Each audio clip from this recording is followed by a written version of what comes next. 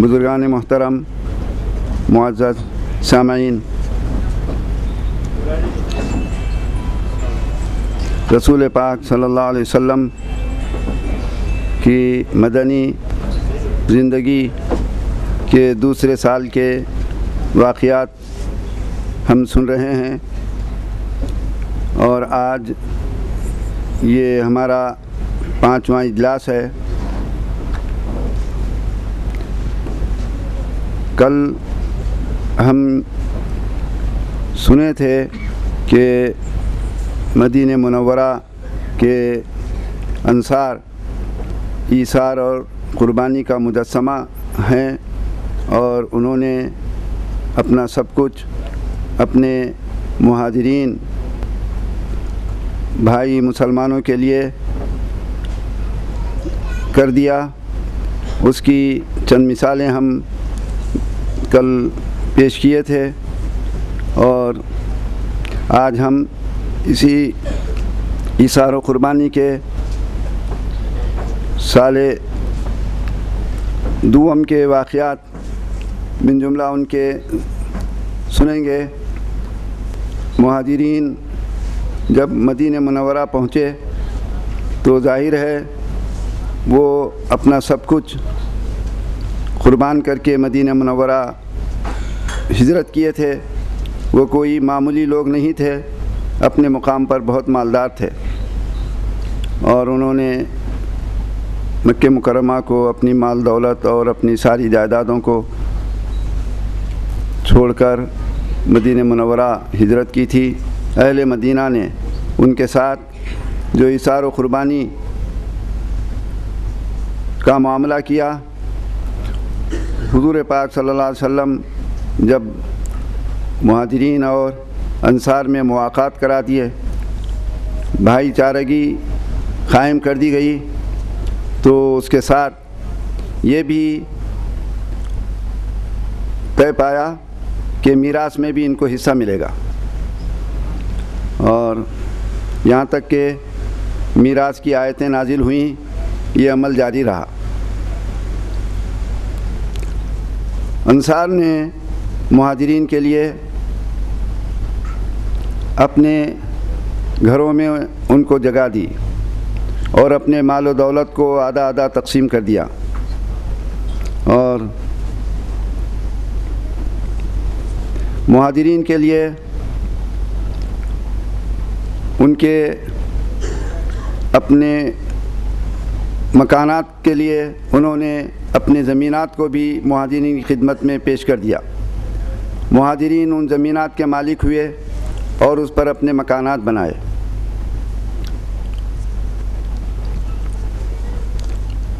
اور رسول پاک صلی اللہ علیہ وسلم کی خدمت میں انصار حاضر ہوئے اور عرض کیے، یا رسول اللہ، ہمارے باغات ہیں، ان باغات میں ہم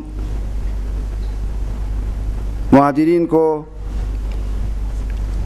اس کی زمینات اور اس کے درخت ایثار کرتے ہیں۔ تو حضور پاک صلی اللہ علیہ وسلم نے ارشاد فرمایا، نہیں، زمین تو تمہاری رہے گی، اور درخت اور اس کا پھل سے فائدہ اٹھانا بس یہ مہاجرین کے لیے تم ایثار کرو کہ زمین تمہاری ہی، باغ تمہارے ہی رہیں گے، اور ان پھلوں کے، ان درختوں کے پھل وہ مہاجرین کے لیے وقف کرو۔ تو انصار ہر ایک نے اپنے باغ کے درخت مہاجرین کے لیے دیتے چلے گئے، اور اسی طرح سے مہاجرین کے لیے انہوں نے جو کچھ اپنے سے ہو سکتا تھا وہ سب پیش کر دیا۔ مہاجرین بہت غیرت مند تھے، یہ کوئی معمولی لوگ نہیں تھے۔ انہوں نے یہ مناسب سمجھا کہ کسی پر بوجھ نہ بنے اور اپنا رزق و روزی کا معاملہ خود مکتفی بن جائیں اس میں، چنانچہ وہ کاروبار شروع کیے۔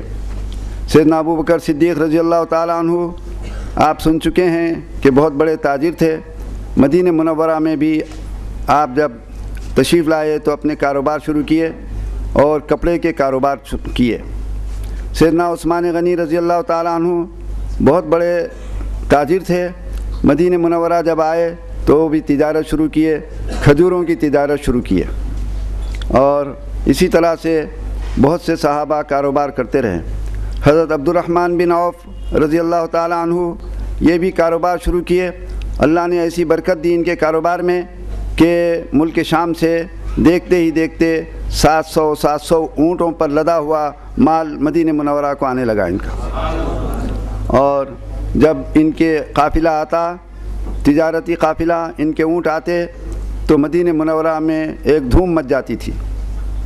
تو اہل مدینہ ان کے ساتھ جو ایثار کیے تو مہاجرین بھی ان پر بوجھ بننا مناسب نہیں سمجھے. بحرین سے بے حساب مال آیا تو حضور پاک صلی اللہ علیہ وسلم نے انصار سے کو طلب کیا اور فرمایا کہ دیکھو یہ بحرین کا مال آیا ہے, یہ میں چاہتا ہوں کہ تم کو یہ مال دے دیا جائے, تم نے سب کچھ ایثار کیا ہے اپنے لیے, مہاجرین کے لیے. تو انہوں نے کہا یا رسول اللہ یہ ہم اسی وقت قبول کریں گے جب کہ اتنا ہی مال اس میں سے ہمارے مہاجرین بھائیوں کو دیا جائے. اور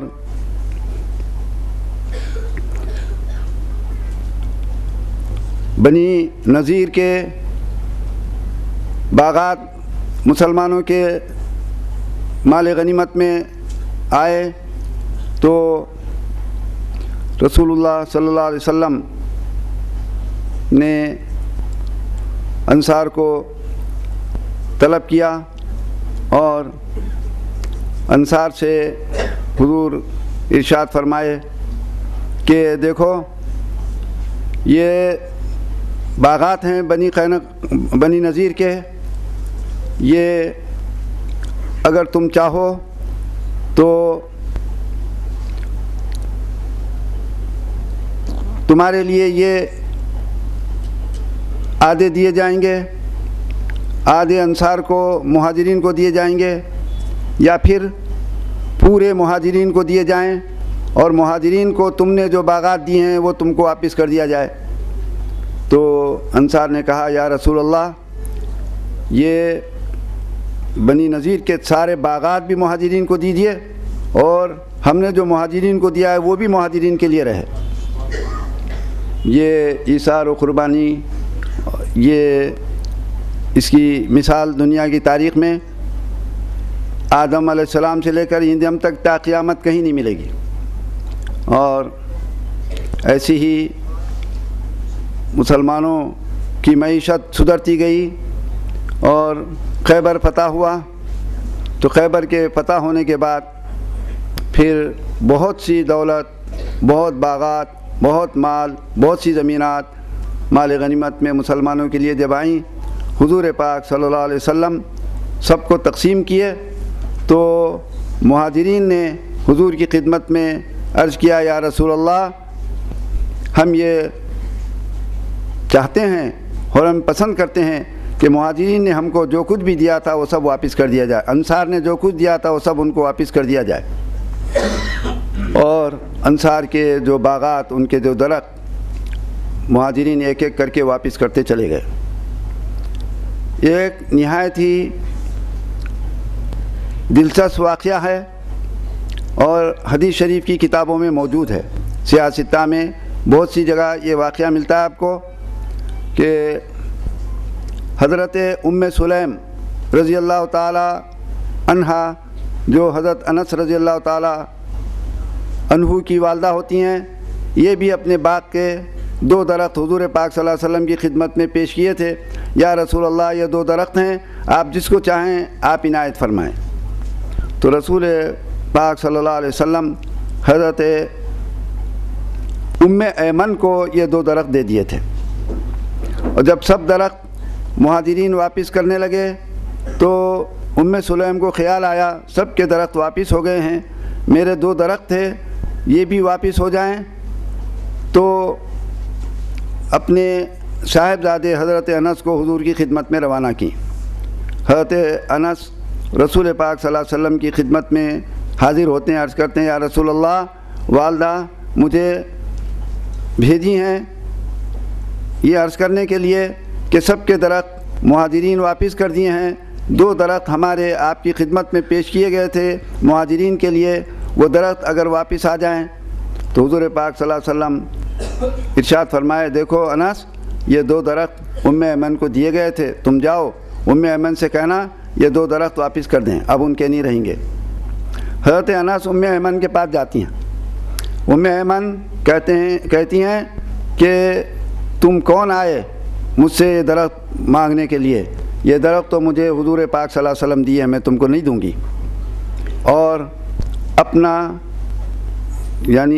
خمار جو اوڑھنی اپنی نکالی، اور انس رضی اللہ تعالیٰ عنہ جانتے ہیں آپ یہ چھوٹے تھے، کم عمر تھے، ان کا قصہ آپ سن لیں کہ جس وقت حضور تشریف لائے مدینہ منورہ تو قرآن پاک کی آیتیں نازل ہوئیں کہ کسی کو بھی جو حضور کی خدمت میں اپنا کچھ معروضہ کرنا چاہتے ہیں اور حضور کی خدمت میں حاضر ہو کر گفتگو کرنا چاہتے ہیں، تو سب سے پہلے ان کو چاہیے کہ وہ نذرانہ پیش کریں۔ قرآن پاک کی آیتیں آئیں تو لوگ آتے اپنے اپنے نذرانے لے کر، یہ ام سلیم ان کے پاس کچھ نہیں تھا، انہوں نے کہا کہ میرا ایک بچہ ہے حضرت انس، اور یہ 10 سال کی عمر تھی، یہ سیدھا اپنے بچے کو لے کر حضور کی خدمت میں حاضر ہوئیں۔ حدیث شریف میں آتا ہے ام سلیم عرض کی یا رسول اللہ، میرے پاس نظر کے لیے کوئی اور چیز نہیں ہے، یہ میرا بچہ ہے چھوٹا سا، یہ خویدم ہے آپ کا، آپ کی خدمت میں رہے گا، میں اس کو نظر کرتی ہوں۔ تو حضرت انس رضی اللہ تعالیٰ عنہ 10 سال کی عمر سے حضور پاک صلی اللہ علیہ وسلم کی خدمت میں رہنے لگے۔ وہ کہتے ہیں کہ میں حضور کی خدمت میں 10 سال رہا، لیکن 10 سال کی عمر سے 10 سال رہا، لیکن حضور نے میری ایسی تربیت کی، اس میں تربیت کرنے والے معلمین اور ماں باپ، سرپرست اور جو تربیت کرنے والے ہیں ان سب کے لیے اس میں ایک سبق ہے کہ وہ کہتے ہیں کہ اس پورے 10 سال میں ما قہرنی و ما قہرنی، رسول پاک صلی اللہ علیہ وسلم نہ مجھ پر کبھی غصہ کیے اور نہ کبھی ڈانٹ ڈپٹ کیا، اور میں چھوٹا تھا اور کبھی حضور پاک صلی اللہ علیہ وسلم حکم فرماتے، ارشاد فرماتے، لیکن میں اپنے بچپن کی وجہ سے عرض کرتا کہ یا رسول اللہ میں یہ کام نہیں کرتا، تو رسول پاک صلی اللہ علیہ وسلم بنفس نفیس خود اس کام کے لیے چلے جاتے تھے، اور میں دیکھتا کہ حضور تشریف لے جا رہے ہیں تو بھاگتے ہوئے دوڑتے ہوئے پیچھے جاتا اور کہتا یا رسول اللہ میں کر دیتا ہوں، میں کر دیتا ہوں، میں کر دیتا ہوں۔ یہ تربیت کے اصول اور تربیت کا نظام ہے، یہ تربیت خود بھی ایک فن ہے۔ تو حضرت انس رضی اللہ تعالی عنہ کے گلے میں وہ اپنی اوڑھنی ڈال کر لپیٹتی ہیں اور ان کو کھینچتے ہوئے حضور پاک صلی اللہ علیہ وسلم کی خدمت میں لاتی ہیں۔ حضور فرمایا اے ام ایمن یہ کیا ہو رہا ہے؟ عرض کی یا رسول اللہ یہ وہ درخت لینے کے لیے آئے، یہ درخت آپ نے مجھے سرفراز کیا ہے، یہ کون ہوتے مجھ سے درخت پوچھنے کے لیے؟ تو حضور پاک صلی اللہ علیہ وسلم ارشاد فرمائے ام ایمن تم یہ درخت دے دو، میں 2 درختوں کے بدلے میں 2 درخت تم کو دے دوں گا۔ تو امن عرض کی یا رسول اللہ میں نہیں دیتی، تو حضور پاک صلی اللہ علیہ وسلم ارشاد فرمائے بھائی میں اس کا ڈبل دے دیتا ہوں۔ تو ام ایمن عرض کی یا رسول اللہ میں نہیں دیتا، میں نہیں دوں گی۔ تو حضور پاک صلی اللہ علیہ وسلم ارشاد فرمائے ام ایمن میں تم کو 3 درخت دوں گا، کہنے لگی میں نہیں دوں گی۔ تو حضور فرمایا 4 درخت دے دوں گا، وہ عرض کی وہ کہنے لگی میں نہیں دوں گی۔ 5 درخت دے دوں گا، وہ عرض کرتی گئی نہیں دوں گی میں یا رسول اللہ، آپ دیے ہیں آپ کے درخت میرے پاس رہیں گے۔ وہ 5 درخت 6 درخت 7 درخت 8 درخت 10 درخت تک جب ہوئے تو عرض کی یا رسول اللہ 10 مل جائیں گے مجھے؟ ہاں جی میں 10 دوں گا یا رسول اللہ، تب تو دے دیتی ہوں میں۔ تو یہ ام ایمن کا ایک دلچسپ قصہ، احادیث شریفہ میں یہ قصے، یہ بالکل حقائق ہیں، واقعات ہیں، یہ کوئی مبالغہ نہیں ہے، اس میں کوئی زیادتی نہیں ہے، بلکہ بیان کرنے والے اس کا حق بھی ادا نہیں کر سکتے، اس سے بڑھ کر اس کی اہمیت اور اس کی حقیقت ہے۔ تو یہ ہوا کہ یہ ایثار و قربانی اہل مدینہ کی حاضرین محترم اور معزز سامعین، یہ دوسرا سال چل رہا ہے۔ اس میں پہلے سال کے واقعات میں سے مسجد نبوی کی تعمیر کا معاملہ اور اس کی تفصیلات آپ سن چکے۔ اس کے ساتھ ساتھ حضور پاک صلی اللہ علیہ وسلم نے مسجد نبوی سے متصل علم کی طلب میں آنے والے اور ایمان قبول کر کے وہ لوگ جو حضور کی خدمت میں تربیت کے لیے رہنے والوں کے لیے آپ نے ایک صفہ چبوترا بنا دیا۔ اس چبوترے کو صفہ کہتے ہیں۔ اس صفے پر طالبان علم اور تربیت کے لیے آنے والے یہ سب اس صفے پر بیٹھتے تھے۔ اہل صفہ کتنے تھے ان کی تعداد میں اختلاف ہے، لیکن سب سے بڑی تعداد جو آئی ہے 400 کی تعداد میں تھے۔ 400 کی تعداد میں رہتے تھے، لیکن 400 کی تعداد یہ ہر وقت نہیں رہتی تھی، بلکہ یہ اپنے کاروبار کے لیے بھی جاتے تھے اور آتے اور جاتے رہتے تھے۔ 70 صحابہ اہل صفہ میں ہمیشہ رہتے تھے، 70 ہمیشہ رہتے تھے، ماں بقی اپنے کاروبار میں آتے اور جاتے رہتے تھے۔ ان لوگوں نے اس کے لیے ایسا کیا تھا کہ دو حضرات کی ایک جوڑی بنا لیے تھے کہ دو آدمی مل کر اپنی ایک جماعت بنا لیا اور یہ طے کیے کہ ایک دن تم حضور کی خدمت میں رہیں گے، اس دن ساری حدیثیں سنیں گے، اور اس دن میں کاروبار کے لیے جاؤں گا، اور شام میں تم مجھے وہ ساری باتیں سنا دینا۔ دوسرے دن میں حضور کی خدمت میں رہوں گا، تم کاروبار کے لیے چلے جاؤ اپنے، اور شام میں تم کو حضور کی ساری باتیں میں سنا دوں گا۔ تو یہ اس طرح سے انہوں نے یہ اپنا نظام بنا لیا۔ یہ 400 کی تعداد میں تھے، 70 ہمیشہ رہتے تھے۔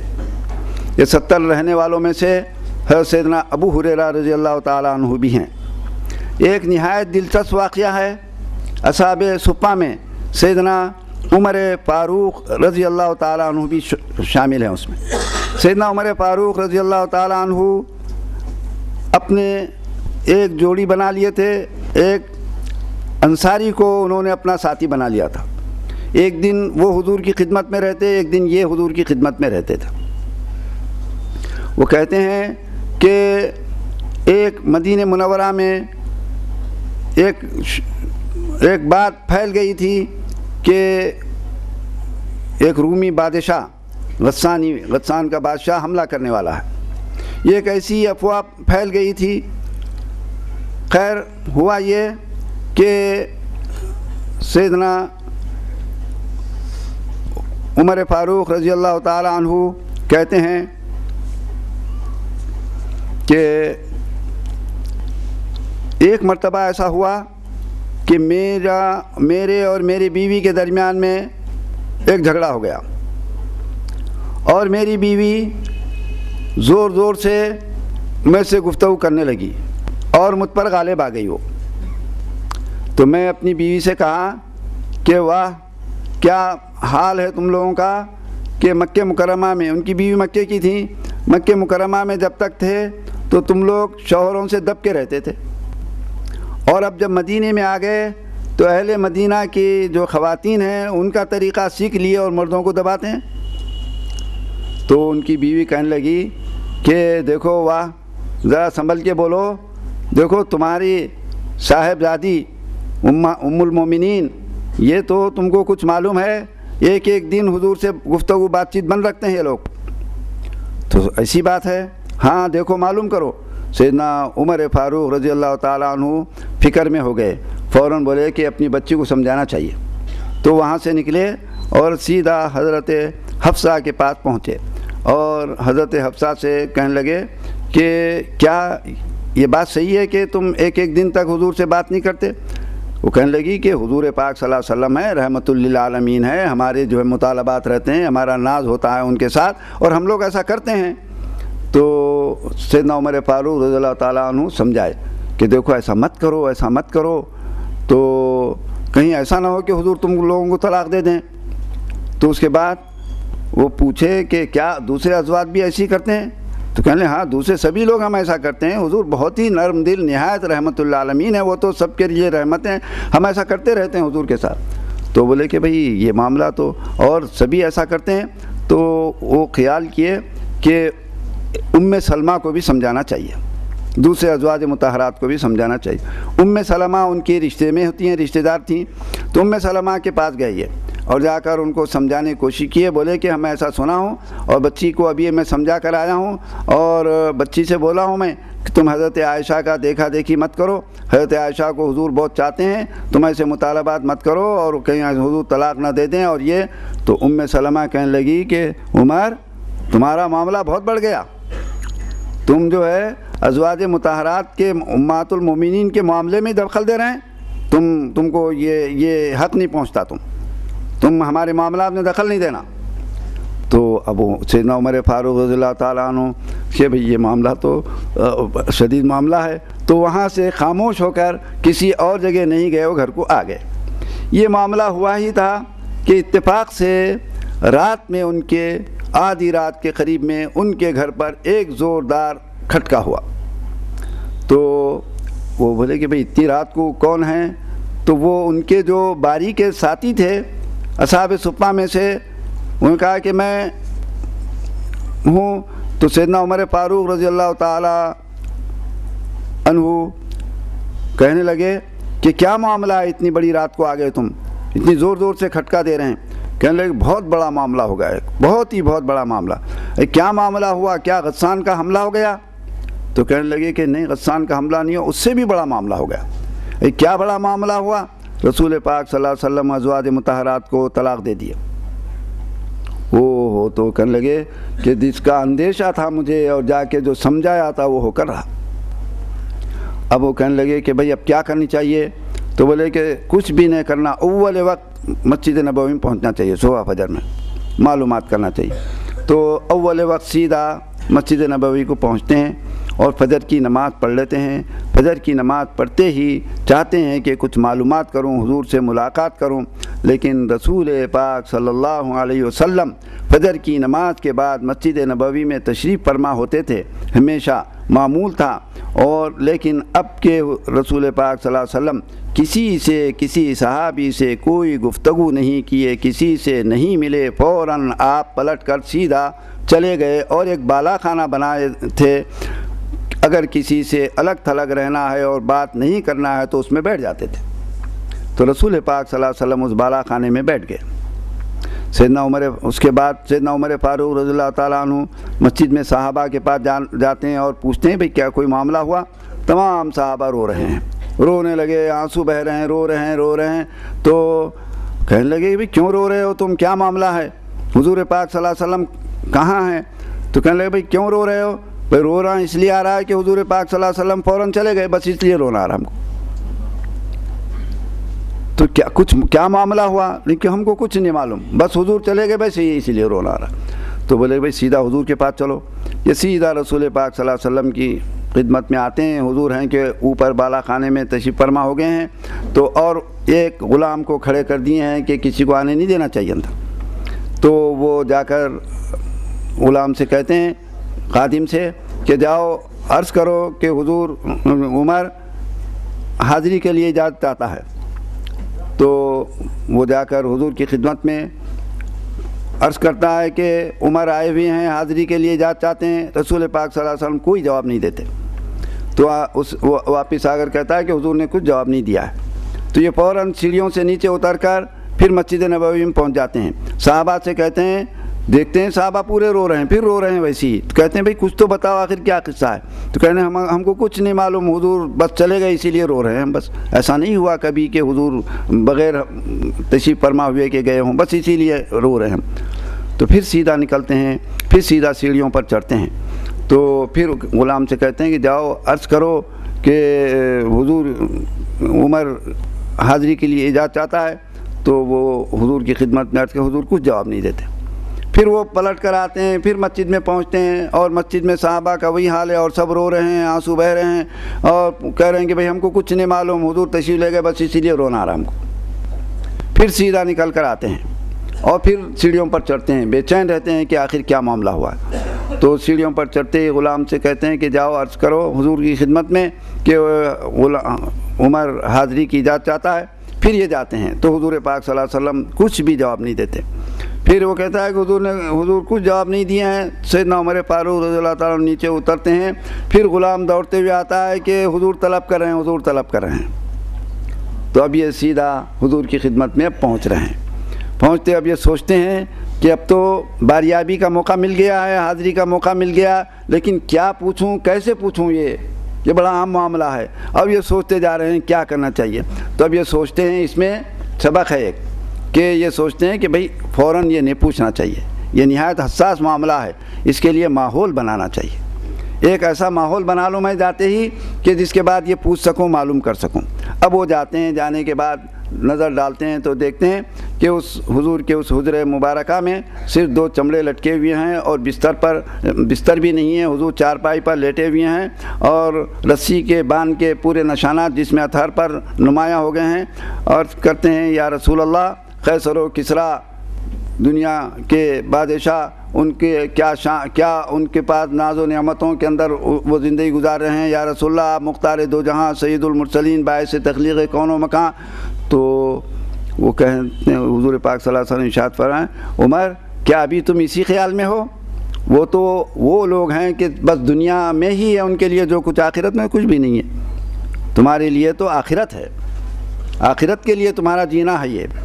اور میں حضور پاک صلی اللہ علیہ وسلم جو ارشاد فرمائے، میں ایک حدیث شریف شروع میں سنایا ہوں، اور یہ ایسی حدیث شریف ہے، آپ اس کو یاد رکھیں۔ شارحین حدیث لکھتے ہیں کہ حدیث شریف کے سمجھنے میں لوگوں کو جو گڑبڑ ہوتی ہے کہیں بھی، یہ ایک حدیث سامنے نہ ہونے کی وجہ سے ہو رہی ہے سب کچھ۔ بہت سے واقعات ایسے آتے ہیں، انسان سوچتا ہے کہ حضور پاک صلی اللہ علیہ وسلم کیا ایسا حضور نے کیا، تو یہ وہ حدیث شریف سامنے نہ ہونے کی وجہ سے ہے۔ وہ حدیث شریف آپ ہمیشہ سامنے رکھیں۔ حضور پاک صلی اللہ علیہ وسلم ارشاد فرماتے ہیں، موطا امام مالک میں یہ حدیث ہے، اور یہ افراد موطا سے ہے، یعنی یہ حدیث شریف صرف موطا امام مالک میں ہے، کسی اور کتاب میں نہیں ہے۔ حضور ارشاد فرماتے ہیں، یہ طہارت کے مسائل کے درمیان میں یہ حدیث ملے گی کہ میں جو کچھ بھی کرتا ہوں اس لیے کرتا ہوں کہ تمہارے لیے سنت اور زندگی کا طریقہ بنے۔ یہ اسی لیے نہیں کرتا کہ مجھے ضرورت ہے، یہ حضور کو کوئی ضرورت نہیں تھی، حضور کو ضرورت نہیں کہ یہ ایسا کریں اور کھانے کے لیے، اور حضور پاک صلی اللہ علیہ وسلم کی شان تو کل بیان کریں گے ہم، آپ کو اندازہ ہوگا کہ حضور پاک صلی اللہ علیہ وسلم کی شان کیا ہے۔ حضور کے اشارے سے سورج پلٹ آتا ہے، حضور کے پاس تو عرش سے فرشتے اترتے ہیں، حضور کے اشاروں سے کائنات چلتی ہے۔ حضور کو کیا ضرورت ہے؟ یہ حضور نے ارشاد اس حدیث کو سامنے رکھیں، سب لوگ تو سینکڑوں الجھنیں دور ہو جاتی ہیں۔ حضور نے جو کچھ بھی کیا، حضور فرماتے ہیں میں اسی لیے کہ مجھے یہ ضرورت نہیں ہے، لیکن تمہارے لیے مسائل پیش آتے ہیں، تمہارے لیے بیوی کے ساتھ کے مسائل پیش آتے ہیں، دوستوں کے مسائل پیش آتے ہیں، سیاسی مسائل، معاشی مسائل، معاشرتی مسائل، اور تمہارے لیے دولت کے مسائل، فقر و تنگ دستی کے مسائل، اور کیا کچھ پیش آتے ہیں، گھروں کے مسائل۔ میرے لیے ضرورت نہیں ہے، لیکن تمہارے لیے پیش آتے ہیں، تو میں ان تمام مسائل کو تمہارے لیے سنت بتانے کے لیے میں کرتا ہوں یہ مسائل۔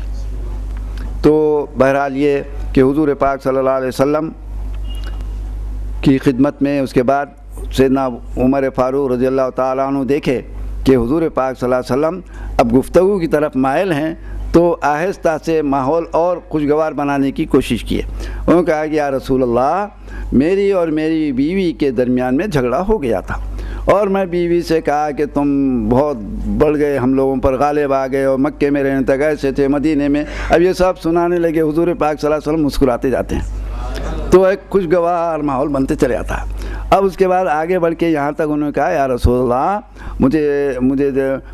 مجھے معلوم ہوا ایسا کہ ایک بڑی وہ ہو گئی، تو میں سیدھا اس وقت پر اپنی بچی کے پاس آیا تھا اور حفصہ کو سمجھایا تھا، ایسا مت کرو، ایسا مت کرو، ایسا مت کرو۔ اور اس کے بعد میں ایک بات اور بولا تھا یا رسول اللہ کہ حضور پاک صلی اللہ علیہ وسلم تو حضرت عائشہ کو بہت چاہتے ہیں، اور ان کا دیکھا دیکھی مت کیا کرو تم لوگ، تم کو کہیں حضور طلاق نہ دے دیں۔ تو حضور بہت ہی مسکرا دیے ہیں اس وقت پہ، تو کہا اب چلو اب موقع مل گیا اچھا خاصا۔ تو یا رسول اللہ ایک درخواست ہے، کیا آپ نے طلاق دے دیا ازواج مطہرات کو؟ حضور فرمایا ہرگز نہیں دیا میں طلاق۔ تو بہت خوش ہو گئے، انہوں نے کہا بہت خوش ہو گئے۔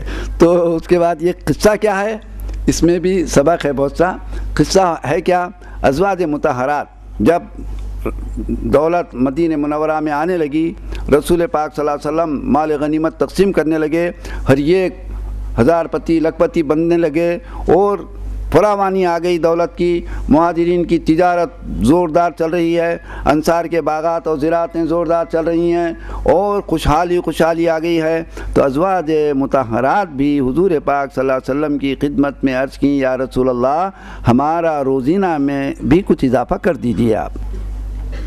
تو حضور پاک صلی اللہ علیہ وسلم ارشاد فرمائے، یا نساء النبی، اللہ تعالیٰ کی آیت، یا نساء النبی لستن کا احد من النساء، کہ اے ازواج مطہرات تم اور عورتوں کی طرح سے نہیں ہو، تم تو دنیا کے لیے نمونہ ہے۔ تم اگر مالدار بن کر زندگی گزاریں گے تو دنیا کے اندر تا قیامت آنے والی پریشان عورتوں کے لیے نمونہ کون دے گا؟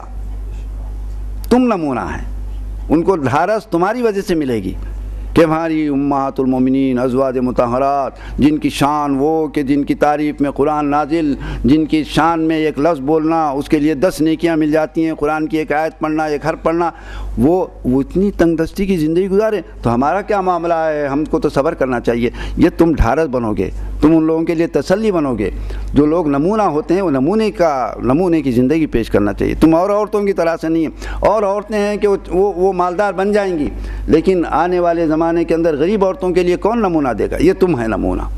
تو اسی لیے میں ان سے 1 مہینے تک نہ آنے کا ایلا کر لیا ہوں میں۔ تو یہ ایلا ہوا تھا، یہ اس لیے ہوا تھا کہ جو لوگ نمونے کے لوگ ہیں وہ نمونہ بن کے رہنا چاہیے دنیا کے اندر، کیونکہ اس بات کا ایک مسلمان کو یقین ہے، مسلمان بولتے ہی ہم مسلمان کب ہوئے ہیں، اس بات کا یقین کیے ہیں کہ ہماری آخرت ہے، بس ہمارے لیے وہاں دولت ہے، وہاں نعمتیں ہیں، وہاں ہمارے لیے سرفرازیاں، اور وہاں خدا کی رضا اور خوشنودی ہے، وہاں کے محل ہیں، وہاں کے محل سونے اور چاندی کے اور ایک موتیوں کے محلات ہیں ہمارے لیے، اور وہ ہے یہ یقین کیے نہ کیے؟ اب یقین کیے ہیں تو پھر ہمارے لیے یہ دنیا کی تھوڑی سی آفت مصیبت، یہ پریشانی، یہ تنگدست، یہ اس کی حیثیت ہی کیا ہے؟ اور یہ اس پر آدمی جتنا صبر کرے گا، شکر کرے گا، اس کا درجہ اور بڑھا ہوگا۔ ایک وقت مالدار لوگ، آپ کو معلوم، مالدار لوگ 500 سال ٹھہرنا پڑے گا ان کو، جنت میں نہیں جائیں گے مالدار لوگ، جانے کے لیے ان کے فیصلے ہو جائیں گے، جنتی ہیں وہ لوگ، سب کچھ ہیں، لیکن ان کو بولیں گے ٹھہر جاؤ 500 سال۔ کیوں؟ پہلے غریبوں کو جانے دو، جتنے امت کے غریب ہیں وہ چلے جائیں گے، 500 سال کے بعد مالدار جانے لگیں گے۔ تو یہ حضور پاک صلی اللہ علیہ وسلم کے ازواج مطہرات کے نمونے تھے۔ یہ ہو رہا تھا کہ تمام مہاجرین حضور کی خدمت میں حاضر ہوئے اور عرض کیے، یا رسول اللہ ایک عرض ہے کہ ساری اجر و ثواب سب کچھ انصار لے لیے، اور اندیشہ ہے کہ کہیں ہم کو ہمارا سارا ثواب انہی کو مل جائے۔ تو حضور ارشاد فرمائے، وہ کیا معاملہ ہے؟ یا رسول اللہ اپنے مکانات بھی ہم کو دے دیے، باغات بھی ہم کو دے رہے ہیں، اور ہمارے اپنے مال و دولت میں بھی شریک کر رہے ہیں، ہم کو تو کوئی کام کرنے ہی نہیں دیتے، وہ ہماری ہر ضرورت کو پہلے سے پورا کر دیتے ہیں۔ یا رسول اللہ سب کچھ وہ ثواب لے رہے ہیں، ہم کو اندیشہ ہو گیا یا رسول اللہ۔ تو حضور ارشاد فرمایا، نہیں ایسا نہیں، یہ ایک سبق ہے، یہ کہ یہ سب واقعات میں ہمارے لیے سبق ہے۔ حضور نے فرمایا، لا ما اثنیتم علیہم ودعوتم اللہ لہم، نہیں ایسا نہیں ہوگا، سارا ثواب ان کو نہیں ملے گا، اتنا ہی ثواب تم کو مل جائے گا۔ وہ کیسے ملے گا؟ حضور فرمایا کہ ما اثنیتم، ان کی تعریف کرتے رہو، تم بولتے رہو کہ انہوں نے ہمارے ساتھ یہ کیا، کتنے اچھے لوگ ہیں جی، کیسا ایثار و قربانی کر رہے ہیں، کتنا سبق مل رہا ہے۔ اگر کوئی آدمی آپ کے ساتھ احسان کرتا ہے تو احسان کا اعلان کرنا چاہیے، احسان مند بن کے رہنا چاہیے، یہ نہیں کہ کیا ہوں گا جاؤ بہت یہ نہیں۔ حضور نے فرمایا، ما اثنیتم، جب تک تم ان کی تعریف کرتے رہیں گے تم کو بھی اتنا ہی ثواب ملتے رہے گا۔ تو کوئی آپ کے ساتھ احسان کرتا ہے تو اس کے ساتھ اس کی شکر گزار رہنا چاہیے ہم کو، اور پھر حضور فرمائے کہ وَدَعَوْتُمُ اللَّهَ لَهُمْ، اور ان کے لیے دعا کرتے رہو بس، اللہ تعالیٰ تمہارے اس کو قبول فرمائے، اشار کو تم نے اکرام کیا، اللہ تمہارا اکرام کرے، تم نے ہمارے ساتھ یہ سلوک کیا، اللہ تعالیٰ تمہارے لیے اس سے زیادہ تم کو سرفراز کرے، تمہارے میزان حسنات میں اس کو شامل کرے، یہ دعا کرتے رہو، تم کو اتنا ہی ثواب مل جائے گا بس۔ تم کچھ خرچ نہیں کرے، دوسروں کا آیا تمہارے پاس، لیکن تم دعا کیے نا، اس کے برابر تم کو ثواب مل گیا۔ حدیث شریف میں ہے یہ کہ حضور ارشاد فرمایا لا ما اثنیتم علیہم، جب تک ان کی تعریف کرتے رہیں گے تم کو بھی برابر ثواب ملے گا، وَدَعَوْتُمُ اللَّهَ لَهُمْ۔ تو یہ اہل مدینہ کا اثار اور مہاجرین کا معاملہ اور مدینہ منورہ کے اندر مسلمانوں کی ترقی ہوتی جا رہی ہے، اور صفہ جو چبوترا بنایا گیا تھا اس میں سیدنا ابو ہریرہ رضی اللہ تعالیٰ عنہ بھی رہتے تھے۔ سیدنا ابو ہریرہ رضی اللہ تعالیٰ عنہ اور اہل صفہ کے واقعات یہ کسی وقت آئندہ ہم بیان کریں گے۔ اہل صفہ یہ سب بہت ہی یعنی فاقے کی زندگی گزارتے تھے۔ جو لوگ کے باری مقرر کر لیے تھے وہ تو کھانے پینے کے اپنے انتظامات کر لیتے تھے۔ 70 صحابہ ایسے تھے کہ جو کھانے پینے کے لیے کوئی انتظام نہیں کرتے تھے، نکلتے بھی نہیں تھے، جاتے بھی نہیں تھے، کماتے بھی نہیں تھے، اور کچھ بھی نہیں کرتے تھے، اور ہمیشہ 24 گھنٹے اس پر رہتے تھے۔ کیوں؟ اس لیے کہ حضور پاک صلی اللہ علیہ وسلم ہو سکتا ہے رات میں، دن میں، رات کے کسی بھی حصے میں، دن کے کسی بھی حصے میں، دوپہر میں، صبح میں، شام میں ہو سکتا ہے کوئی حدیث بیان کریں اور اس سے ہم محروم رہ جائیں۔ 24 گھنٹے حدیث شریفہ اور تعلیم کے لیے اس میں رہتے تھے، تو لوگ ان کے لیے انتظامات کرتے تھے۔ تو اس میں سبق ہے کہ یہ سب ہم ابھی دوسرے سال میں چل رہے ہیں ہم، تو اس میں سبق ہے اس بات کا کہ جو لوگ تعلیم کے لیے اپنے آپ کو وقف کرتے ہیں یہ کوئی معمولی لوگ نہیں ہیں۔ ہم میں سے کون ہے اتنے سارے لوگ اور اتنے ہزاروں کی لاکھوں کی تعداد میں مسلمان، کیا سب عالم ہیں؟ کیا سب فاضل ہیں؟ کیا سب جو ہے مسائل کو پوری طرح جانتے ہیں؟ آپ کو مسائل کون بتاتے ہیں؟ یہی تو صفہ کے نمونے پر چلنے والے لوگ ہیں۔ انہوں نے اپنے آپ کو وقف کیا۔ کیا یہ دینی طالب علم ایسے نہیں ہے کہ یہ بہت بڑے ڈاکٹر بھی بن سکتے تھے، بہت بڑے انجینئر بھی بن سکتے تھے، یہ لکھپتی کروڑ بہت بڑے تاجر بھی بن سکتے تھے، دنیا کے بڑے بڑے تاجروں سے بڑھ کے بن جا سکتے تھے، ان میں صلاحیت تھی ان کے اندر، لیکن انہوں نے وقف کر لیا اپنے آپ کو، تنگ دستی کو قبول کر لیا انہوں نے، فقر کی زندگی کو قبول کر لیا انہوں نے، اور انہوں نے معمولی زندگی کو معمولی کھا پی کے اور معمولی کپڑا پہن کے رہنے کو قبول کر لیا۔ کیوں کیا انہوں نے؟ یہ امت کے لیے کیا، قوم کے لیے انہوں نے کیا۔ ان کے بڑے مرتبے ہیں، اتنے بڑے مرتبے ہیں کہ حضور پاک صلی اللہ علیہ وسلم ارشاد فرماتے ہیں کہ ان کے پیروں کے نیچے فرشتے پر بچھاتے ہیں، یہ جب چلتے ہیں تو اوپر اپنے پروں سے سایہ کرتے ہیں۔ یہ اصحاب صفہ تھے، اور ان کے لیے کیا کرتے ہیں لوگ کہ لوگ ان کے لیے دعوتیں دیتے تھے اور اپنے گھروں کو لے جاتے تھے۔ اور میں اب یہ درمیان میں ایک قصہ آپ کو سنا دوں۔ ہمارے بخاری شریف میں دوسری حدیث یا تیسری حدیث کے اندر ایک راوی ہیں، وہ دینی طلبہ جب سن لیتے بھئی یہ دینی طلبہ ہیں تو ان کو دعوت دیتے تھے، دینی طالب علم، اور بلاتے دعوت دیتے اور اعلیٰ درجے کا کھانا ان کو کھلاتے، کھلا کے کیا کرتے اس کے بعد دروازے پر کھڑے رہتے تھے۔ یہ واقعہ ہے، یہ حقائق ہیں ہمارے سلف کے، کہ دروازے پر کھڑے ہوتے، ہر جاتے ہوئے وقت ہر طالب علم کو ایک اشرفی دیتے جاتے تھے، اشرفی، سونے کا سکہ، کیونکہ انہی سے تو حیات ہے، انہی سے تو زندگی ہے۔ حیات ہمارا کھانے پینے کا نام نہیں ہے، حیات تو ہماری ایمان کا نام ہے، ایمان باقی ہے تو حیات باقی ہے۔ تو یہ کن سے ہے؟ انہی سے تو ہے۔ یہ بوریا نشین، یہ بچے جو اس وقت نظروں میں نہیں ہیں ہمارے، معمولی سمجھ رہے ہیں ہم ان کو، کچھ نہیں سمجھ رہے ہیں یہ، لیکن یہی ہیں بس، انہی سے دنیا قائم ہے، انہی سے مسلمان قائم ہے، انہی سے اسلامیت قائم ہے۔ یہ اصحاب صفہ تھے، تو ان کا بڑا کام تھا۔ اب من جملہ چند واقعات کے آپ سماعت فرمائیں۔ اب مدینہ منورہ میں مہاجرین آ گئے اور انصار مواقعات یہ ہو گئی۔ ایک پروپگنڈا یہ ہوا کہ یہودیوں نے مسلمانوں پر، پورے مسلمانوں پر، مہاجرین اور انصار سب پر جادو کر دیا ہے، کیوں جادو کیے ہیں؟ کہ ان کو اولاد نہیں ہونا، اور اسلام پھیل رہا ہے، اور یہ لوگ کب تک رہیں گے؟ 100 سال تک اگر رہے، ختم ہو جائیں گے، اولاد نہیں ہوں گی تو ختم ہی ہو جائیں گے، اس کے بعد کون آئیں گے آپ؟ اس کے بعد اولاد آتی ہے، اولاد کی اولاد، نسل چلتی ہے تو پھیلتے ہیں، اولاد نہیں ہونے کا کام کرنا چاہیے، تو جادو کا تو اولاد نہیں ہوگی۔ یہ جو جادو منتر کے پیچھے پڑے ہوئے ہیں ان لوگوں کے لیے بڑا سبق ہے اس کے اندر، یہ پہلے دوسرے سال کے ہی واقعات ہیں۔ یہ ایسا جادو کی ایک افواہ پھیل گئی اور مسلمان بھی بولے بھی جادو ہو گیا، جادو کر دیے یہ، اور یہ افواہ پھیل گئی، ہر ایک پریشان، جادو کر دیا پورے یہودیوں نے، اولاد نہیں ہوگی۔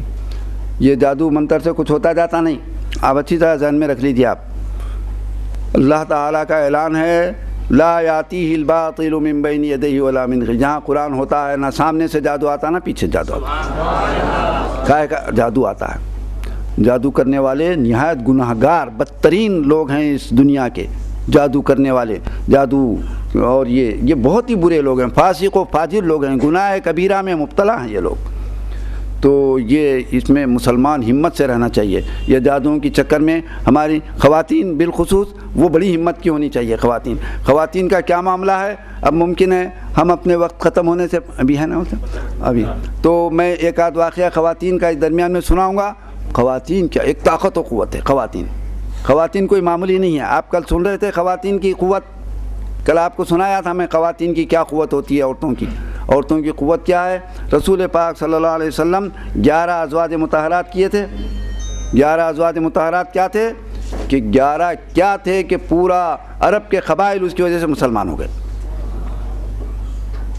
تو یہ ایک ایک خاتون ایک ایک مرکز ہوتی ہے اسلام۔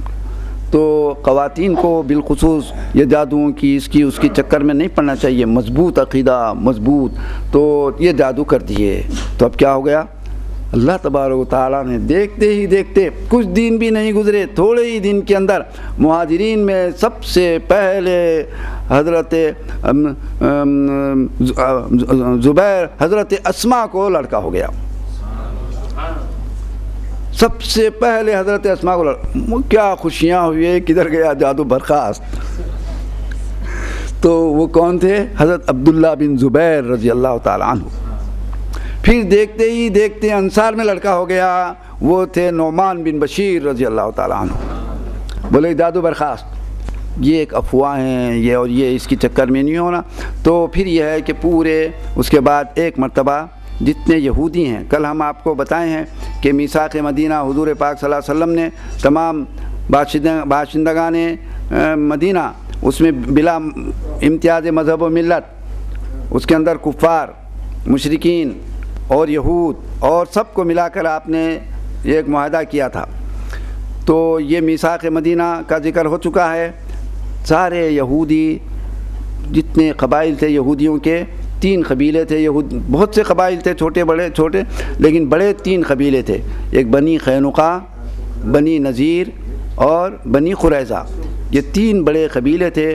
یہ 3 بڑے قبیلے کے لیڈر، ان کے نمائندہ سب ایک جماعت بنا کر حضور کی خدمت میں حاضر ہوئے۔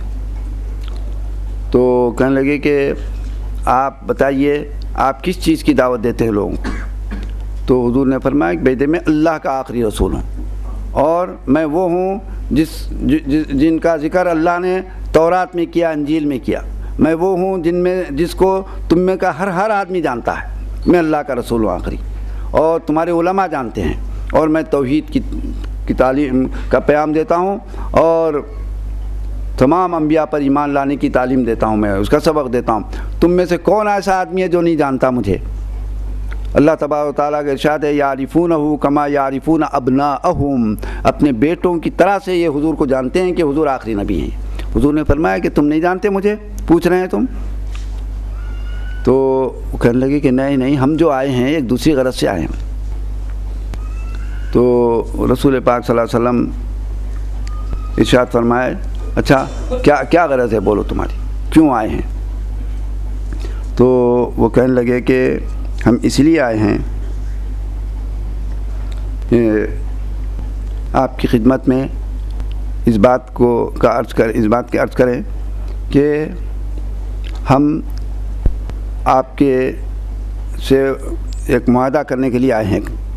تو حضور نے فرمایا بھی معاہدے میثاق مدینہ ہو چکا ہے، تو ہم اس کے بارے میں تاکید کرتے ہیں کہ ہم سے کبھی بھی ایسا کوئی کام نہیں ہوگا جو مسلمانوں کو نقصان کا ہو، اور مسلمان پر کوئی آفت آتی ہے تو ہم بھی برابر مدافعات کریں گے اور سب مل کر مدینہ منورہ کی حفاظت کریں گے. حضور پاک صلی اللہ علیہ وسلم ارشاد فرمائے دیکھو یہ تو معاہدہ ہو چکا ہے، اگر اس کی تم خلاف ورزی کرے تو کیا ہوگا؟ تو حضور پاک صلی اللہ علیہ وسلم ان کو تاکید کیے کہ اس کی خلاف ورزی نہیں کرنا چاہیے، اور اگر خلاف ورزی ہوں گی تو پھر اس کی سزائیں وہ ہوں گی جو تمہاری کتابوں میں لکھا ہوا ہے. ان کی کتاب تورات میں ہے جو معاہدے کو توڑتے ہیں، جو عہد کو توڑتے ہیں وہ قابل گردن زدنی ہیں، ان کو قتل کیا جانا چاہیے. تمہاری اپنی کتاب کے مطابق فیصلے ہوں گے. تو حضور پاک صلی اللہ علیہ وسلم کی خدمت میں یہ وفد آ کر اور حضور سے اپنے وعدے کی تجدید کر کے واپس جاتا ہے. اسی سال میں سیدتنا فاطمہ زہرا رضی اللہ تعالی عنہ جو سیدۃ النساء خاتون جنت ہیں ان کی شادی ہوئی سیدنا علی مرتضیٰ کرم اللہ وجہہ سے. سیدنا علی مرتضیٰ کرم اللہ وجہہ کی عمر 21 سال کی تھی، اور سیدہ فاطمہ رضی اللہ تعالی عنہ کی عمر ایک قول کے مطابق 18 سال کی تھی، دوسرے اقوال میں کم زیادہ بھی آئی ہے. تو 18 سال ان کی عمر تھی اور 21 سال سیدنا علی مرتضیٰ کرم اللہ وجہہ کی عمر تھی. جب یہ بڑی ہو گئی تھیں تو بہت سے پیامات آنے لگے. سیدنا ابو بکر صدیق رضی اللہ تعالیٰ عنہ، سیدنا عمر فاروق رضی اللہ تعالیٰ عنہ اور صحابہ کے پیامات آتے. حضور پاک صلی اللہ علیہ وسلم ہر ایک کے لیے ارشاد فرماتے اللہ کو جو منظور ہے وہ ہوگا، اور سب خاموش ہو جاتے تھے. پھر سیدنا علی مرتضیٰ کرم اللہ وجہہ کے دل میں خیال آیا کہ کیوں نہ میں اپنا پیام دوں، لیکن وہ حیا مانے ہوتی تھی، یہ پیام نہیں دیتے تھے. لیکن لوگوں نے ان کو سمجھایا کہ دیکھو تم اپنا پیام تو بھیج دو، کسی کا پیام وہاں ہوا نہیں ہے تو یہ حضور کی خدمت میں پہنچتے ہیں، لیکن حیا مانے ہوتی ہے، کچھ نہیں بولتے. تو حضور پاک صلی اللہ علیہ وسلم ارشاد فرماتے ہیں علی کیسے آ گئے تم؟ تو پھر خاموش ہوتے ہیں. تو حضور پاک صلی اللہ علیہ وسلم خود پوچھتے ہیں تو کہتے ہیں ہاں یا رسول اللہ. تو فرماتے ہیں جاؤ پھر تمہارے پاس کیا ہے مہر دینے کے لیے؟ بولے یا رسول اللہ کچھ بھی ہے نہیں میرے پاس. ارے وہ تمہارے پاس زیرہ ہے نا، وہ کیا ہے؟ تو کہہ لیں ہاں وہ زیرہ ہے، تو اس کو بیچو مہر کے لیے. تو اس کو بیچا گیا تو 400 درہم میں وہ فروخت ہوئی. یہ 400 درہم مہر قرار دیا گیا. آپ دیکھ رہے ہیں مہر کی بات آئی ہے، اس کو بھی سن لیں. میں بہت بولتے رہتا ہوں شہر کے اندر مہر کا معاملہ. 2 باتیں ہیں، لوگوں کو صرف ایک بات یاد رہی، ایک بات بھول گئے، اور بیان کرنے والے بھی صرف ایک بات بیان کرتے ہیں، ایک بات کو چھوڑ دیتے ہیں. 2 باتیں ہیں، یہاں شوہر بھی ہے اور بیوی بھی ہے. مہر ہے کس کا حق؟ پہلے وہ دیکھو آپ. مہر صرف بیوی کا حق ہے، یہ شوہر کا تو حق نہیں ہے. شوہر کو تو دینا ہے، بیوی کا حق ہے. تو پہلے یہ دیکھنا چاہیے کہ بیوی کتنے حقدار والی ہے، وہ کس مرتبے کی کتنا حق بنتا ہے، اس کو دیکھنا چاہیے. شوہر کو دیکھتے ہیں، حدیث میں آتا ہے آدمی کو چاہیے کہ مرد کو اپنے معیار کے مطابق مہر باندھے، بڑے بڑے مہر باندھ کے پریشان نہیں ہونا، یہی سکھایا جاتا ہے.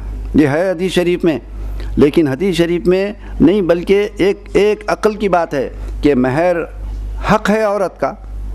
اس کو تو پہلے سوچنا چاہیے کہ عورت کس مرتبے کی ہے، کتنے حق والی ہے.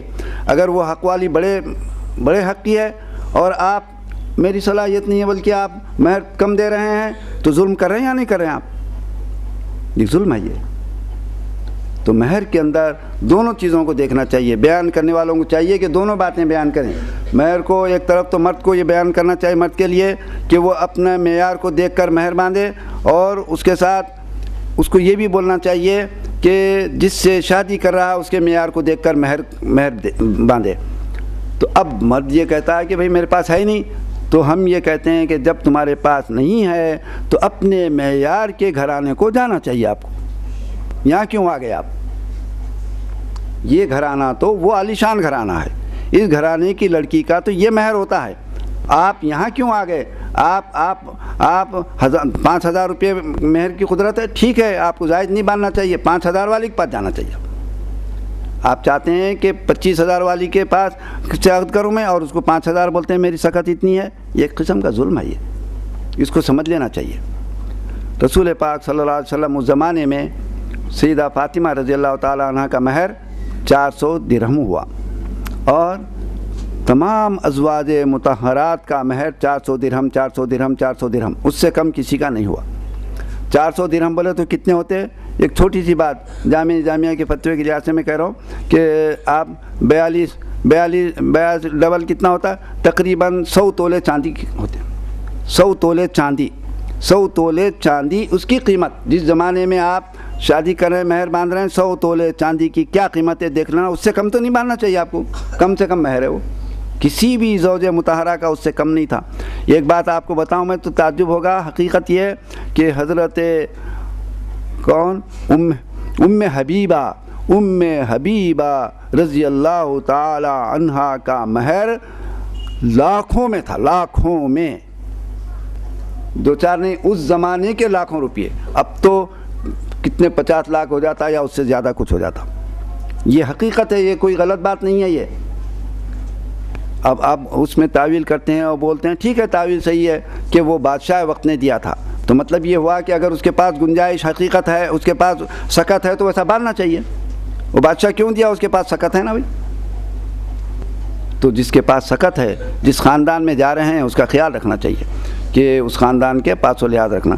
بہرحال سیدہ فاطمہ زہرا رضی اللہ تعالیٰ عنہ کا سیدنا علی مرتضیٰ کرم اللہ وجہہ سے قرار پایا، اور 400 درہم زرا کے آئے جو مہر کے لیے دیے گئے تھے، اور سیدنا علی مرتضیٰ کرم اللہ وجہہ کو حضور پاک صلی اللہ علیہ وسلم نے فرمایا کہ وہ بیچو اور پیسے لاؤ۔ وہ بیچے تو کتنے پیسے آئے اس کے؟ 400 درہم آئے۔ کس کو بیچے؟ یہ سیدنا عثمان غنی رضی اللہ تعالیٰ عنہ کے پاس لے گئے۔ سیدنا عثمان غنی رضی اللہ تعالیٰ عنہ اس کو خرید لیا۔ خرید لینے کے بعد 400 درہم دے دیے، پھر سیدنا علی مرتضیٰ کرم اللہ وجہہ کو بلائے، علی ذرا آؤ، آنے بات کہنے لگے یہ 400 درہم جو اس کی قیمت تھی جو تم کو دے دیا نا، یہ زرا بھی تمہاری ہے، لے کے چلے جاؤ۔ تو پھر حضور پاک صلی اللہ علیہ وسلم اس میں سیدنا ابوبکر صدیق رضی اللہ تعالیٰ عنہ اور دوسرے بعض صحابہ کو طلب کیے، اس کے بعد فرمائے کہ دیکھو اس میں سے یہ جہیز کا سامان خریدو۔ اب یہ جہیز کا سامان بھی اسی میں سے خریدا گیا ہے، اسی لیے جہیز کا سامان دلہن والوں کے اوپر کچھ بوجھ نہیں ہے، بوجھ نہیں ہونا چاہیے، یہ سمجھ لیں اچھی طرح سے کہ دولہے کے سامان میں سے ہی اس کو، دولہے کے پیسوں سے ہی خرید لیا گیا۔ ایک بات دوسرے میں اس موقع پر عرض کروں گا اور مناسب سمجھتا ہوں میں کہ دیکھیے یہ جو اصلاح معاشرہ کے نام سے جتنے پروگرام اور یہ ہیں، اور یہ جہیز کا معاملہ، اور اس کے ساتھ ساتھ جوڑے گھوڑے کا معاملہ، جوڑے کے بارے میں ایک بات سن لیجیے بس ہو گیا۔ میں سمجھتا ہوں اتنی بات کافی ہے، ایک آدمی اگر ایک مسلمان سن لے تو۔ دیکھیے مسلمان کے لیے ہماری فقہ کی کتابوں میں یہ لکھا ہوا ہے، حنفیہ کے پاس، حنابلہ کے پاس اور سب کے پاس، کہ مسلمان کے پاس اگر ایک دن کا کھانا موجود ہے یا کھانے کے پیسے اس کی گنجائش موجود ہے اور کسی کے سامنے ہاتھ پھیلا کر اور مانگتا ہے مجھے کچھ دو، تو حرام ہے اس کے لیے۔ یہ فقہ کا مسئلہ ہے۔ آپ کہیں دارالفتہ کو چلے جائیں، کسی مفتی سے فتویٰ لینے، یہی ملے گا آپ کو۔ ایک دن کا جس کے پاس ہے، جس مسلمان کے پاس، اور مانگتا ہے لوگوں سے، تو حرام حرام حرام کام کر رہا، ناجائز کام۔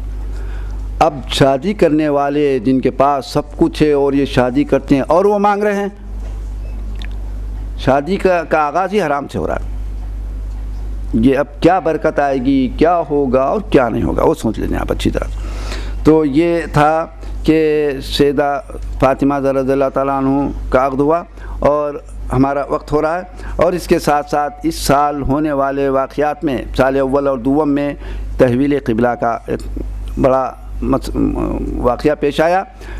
رسول پاک صلی اللہ علیہ وسلم نمازوں میں بیت المقدس کی طرف رخ کرتے تھے، اور 16 مہینے یا 17 مہینے تک بیت المقدس ہی کی طرف رک کر کے نماز پڑھی جاتی رہی۔ رسول پاک صلی اللہ علیہ وسلم ایک مرتبہ دوپہر کے وقت میں بنی سلیمہ قبیلے میں تشریف لے گئے تھے اور وہاں دیر ہو گئی اور ظہر کا وقت ہو گیا اور ظہر کی نماز پڑھا رہے تھے۔ 2 رکعت پڑھے تھے کہ نماز میں ہی آیات کا نزول ہوا اور تحویل قبلہ کا حکم آ گیا۔ 2 رکعت پڑھے تھے، ماں بقی 2 رکعت رسول پاک صلی اللہ علیہ وسلم چونکہ رخ بالکل دوسری جانب تھا تو آپ سیدھے طرف سے پلٹتے ہوئے آپ پیچھے قبلے کی طرف آ گئے، پیچھے کی صف پھر پلٹ کے آ گئی، اس کے بعد آ گئی، اس کے بعد آ گئی تحویل قبلہ۔ تو اس مسجد میں حضور اکرم صلی اللہ علیہ وسلم 2 قبلوں کی طرف نماز پڑھے تو اس کو مسجد قبلتین کہتے ہیں۔ یہ مسجد کہاں ہے؟ بنی سلیمہ قبیلے میں ہے۔ اس بنی سلیمہ قبیلے میں حضور پاک صلی اللہ علیہ وسلم 2 قبلوں کی طرف نماز پڑھے، اور ابھی مدینہ منورہ میں اس وقت تک اور مساجد بہت سے مساجد بن چکے تھے اور لوگ کو یہ نہیں معلوم تھا، بیت المقدس ہی کی طرف رک کر رہے تھے۔ ابھی نمازوں میں تھے کہ لوگ جاتے رہے اور انہوں نے کہا کہ قسم کھا کے کہتے ہیں ہم لوگوں کہ قبلے کی تحویل ہو چکی ہے، ہم حضور کے پیچھے کعبے کی طرف جو ہے نماز پڑھ کر آئے ہیں، تم لوگ پھر جاؤ۔ صحابہ یہ نہیں پوچھے، یہ نہیں دیکھے صحابہ کے بولنے والا کون ہے اور ایسا نماز کے اندر ٹھہر جانا چاہیے، بعد میں پوچھے، یہ سنتے ہی فوراً قبلے کی طرف بیت اللہ کی طرف پھر گئے۔ 3 مساجد ایسے ہیں کہ جہاں صحابہ فوراً اسی وقت سنتے ہی پڑھ، یہاں تک کہ قباء میں فجر کی نماز ہو رہی تھی دوسرے دن، ان کو پتہ نہیں چلا تھا ابھی کہ قبلہ بدل چکا ہے اور فجر کی نماز بیت المقدس کی طرف پڑھ رہے تھے۔ ایک صاحب یہاں جلدی اول وقت نماز پڑھ کر پہنچے اور انہوں نے کہا کہ لوگوں ہم حضور پاک صلی اللہ علیہ وسلم پیچھے نماز پڑھ چکے ہیں، کل ہی رات میں ہی قبلہ بدل چکا ہے، فجر کی نماز میں انہوں وہ قبلہ بدل لیے اور نماز ہی کے اندر صحابہ رضوان اللہ تعالیٰ علیہم اجمعین کی ایسی اطاعت اور ایسی ان کی فرما برداری، وہ یہ نہیں دیکھتے تھے کہ تحقیق کریں گے اوپر، حضور کی طرف سے بات آ گئی، ختم برخاست کرا۔ ایک بات میں آخری عرض کرتا ہوں، ختم کرتا ہوں اس پر، کہ ایک مرتبہ حضور پاک صلی اللہ علیہ وسلم خطبہ دے رہے تھے مسجد میں، تو ایک صاحب آئے اور کھڑے ہو گئے، مسجد بھری ہوئی تھی اور کھڑے ہو گئے پیچھے، تو حضور پاک صلی اللہ علیہ وسلم فرمائے بیٹھ جاؤ۔ تو رسول پاک صلی اللہ علیہ وسلم کی آواز یہ معجزہ ہے اور یہ پورے مدینے میں گونجی، گھروں میں بھی چلے گئی۔ ایک صاحب اتفاق سے گھر میں کھڑے ہوئے تھے اس وقت پہ ایک دم بیٹھ گئے۔ بیوی نے کہا کہ یہ کیا ہوا، کیوں بیٹھ گئے؟ ارے سنے نہیں تم، حضور کی آواز آ گئی، بیٹھ جاؤ۔ تو حضور تو یہاں کے لیے فرمائے تھے، وہ صاحب جو کھڑے ہوئے تھے مسجد میں، حضور گھروں میں کھڑے ہونے والوں کے لیے، باہر رہنے والوں کے لیے، جانے والوں کے لیے نہیں فرمائے تھے۔ جس کے کان میں آواز پڑ گئی فوراً اسی وقت بیٹھ گئے، بھائی حضور فرما دیے، بس یہ ہے اطاعت و فرمانبرداری۔ اور یہ تو آج یہ ہمارا 5واں دن تھا اور ہم 2 سال کے واقعات بیان کر سکے، اور 2 سال کے واقعات میں اس میں نماز کے اندر 2 رکعت کا اضافہ بھی ہے، اور اس میں رمضان کے روزوں کا فرض ہونا بھی ہے، اس میں عید الفطر کے احکام بھی آ گئے، اس میں صدقہ فطر بھی آ گیا۔ اس سلسلے میں ایک دلچسپ واقعہ ہے، اس کو انشاءاللہ ہم اب تو وقت ہو چکا ہے، کل ہم بیان کریں گے۔ البتہ ایک بات سن لیں کہ کل چونکہ آخری ہے، لوگوں کی بہت خواہش، جگہ جگہ سے لوگوں نے خواہش کی اور یہ تو کہ اس میں اضافہ کریں، لیکن ہم 5-6 دن کا اعلان کر چکے ہیں، سر 10 ہم 6 پر ہی اکتفا کریں گے۔ البتہ اب میں کل یہ چاہتا ہوں کہ 2 سال پر ہی ختم کر دیں، اور اس دوسرے سال کے اندر چھوٹے موٹے کچھ واقعات ہیں اس کو کل ہم بیان کر دیں گے، باقی جو غزوات کا بیان ہے اور جنگ بدر کا، اس کو آئندہ پر ملتقی کریں، اور آئندہ انشاءاللہ ایسا ہی کوئی پروگرام مناسب وقت میں اور ہم رکھیں گے، اس وقت پہ ماں باقی مدنی زندگی کو ہم بیان کریں گے۔ کل البتہ تھوڑے بہت سے واقعات جو رہ گئے، اس کے ساتھ ساتھ ایک نہایت دلچسپ بہت ہی اہم ترین موضوع میرے ذہن میں آج آیا ہے، میں کل اسی کو بیان کروں گا۔ آپ جانتے ہیں حضور پاک صلی اللہ علیہ وسلم کے میں اللہ تبارک و تعالیٰ نے جمال بھی رکھا، نوال بھی رکھا اور کمال بھی رکھا۔ تو ہم حضور پاک صلی اللہ علیہ وسلم کے جمال کو تو باقاعدہ اتنا بیان کیے ہیں کہ آپ پورے رمضان بھر میں حضور کے جمال کو سنتے رہے، رسول پاک صلی اللہ علیہ وسلم کے جمال کو۔ اور سال گزشتہ 2 سال پہلے جو ہمارا یہاں پروگرام ہوا تھا، اس میں حضور پاک صلی اللہ علیہ وسلم کے نور اور کو بیان کیے ہم، اور اب 2 اور باتیں ہیں، ایک نوال و کمال۔ تو میں مناسب سمجھ رہا ہوں کہ کل ہم کمال کی بات کریں گے، اور اگر وقت رہ گیا اس میں 9:45 سے 9:45 کے درمیان میں، تو نوال کو بھی کچھ تھوڑا سا نوال کا حصہ بھی بیان کریں گے۔ نوال کے معنی آتے ہیں داد و دہش، کمال کے معنی آتے ہیں انتہائی بلندی کے، جس کے بعد بلندی کا کوئی تصور نہیں ہو سکتا۔ تو انشاءاللہ کل یہ نہایت اہم ترین موضوع پر ہم گفتگو کریں گے۔ اور ایک بات سن لیں کہ کچھ حضرات مجھ سے خواہش کی ہیں محلے کے کہ ایک اعلان کروں میں کہ کل آخری دن ہے اور سب کے لیے یہاں عشائیہ کا انتظام کیا گیا ہے، پورے حاضرین کے لیے عشائیہ کا انتظام کیا گیا، مرد اور خواتین کے لیے، اور یہیں سب کو عشائیہ سے فارغ ہونا ہے۔ اللہ تبارک و تعالی ہمارے اس اجلاس کو قبول فرمائے۔ وصلی اللہ تعالی وسلم علی خیر خلقہ و آلہ و اصحابہ اجمعین، والحمد للہ رب العالمین۔